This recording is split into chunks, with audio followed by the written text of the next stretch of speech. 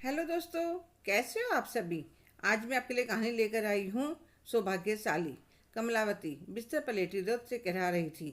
इतनी देर में उनकी पोती उनके लिए तेल गर्म करके लेकर आती है और मालिश करती है। अम्मा, धीरे धीरे आराम हो जाएगा, डॉक्टर से दवाई भी ले आई थी, आप गर्म दूध के साथ ले लेना। काफ़ी देर मालिश करने के बाद वह दवाई देकर बाकी के घर के कामों में लग जाती है। कमलावती अपनी पोती राधा को काम करते हुए देखकर जब वह पैदा हुई थी उन दिनों को याद करने लगती हैं। राधा उनके इकलौते बेटे शंकर की बेटी थी।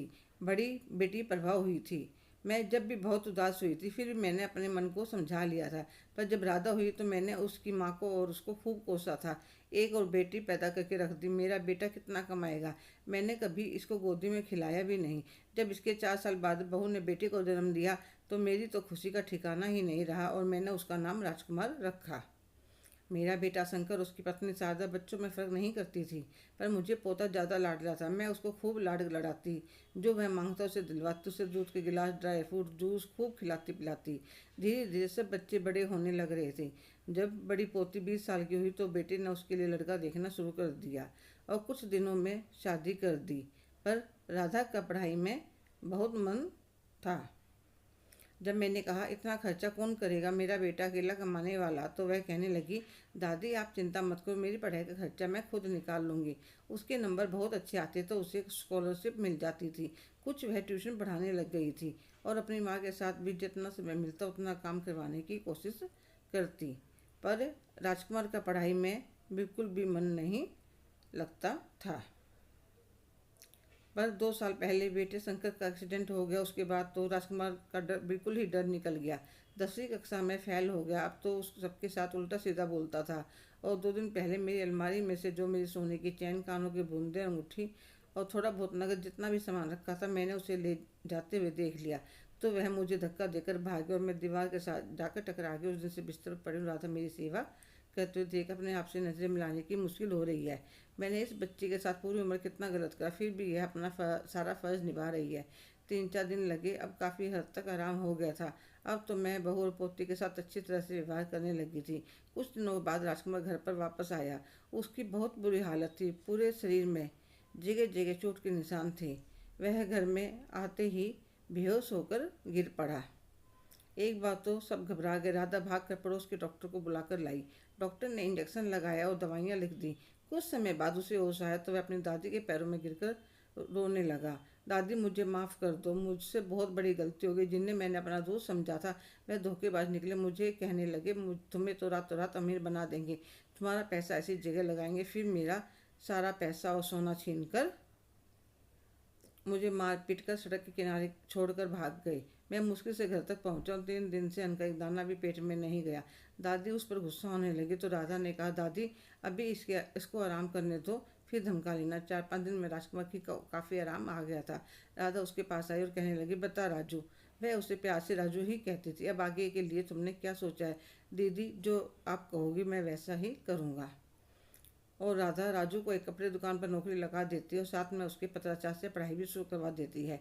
अब राजकुमार एकदम बदल गया था, अपनी जिम्मेदारी समझने लगा था।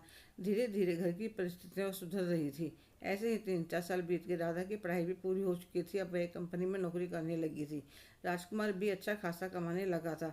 अब राधा की माँ और दादी दोनों की इच्छा थी कि राधा की शादी हो जाए।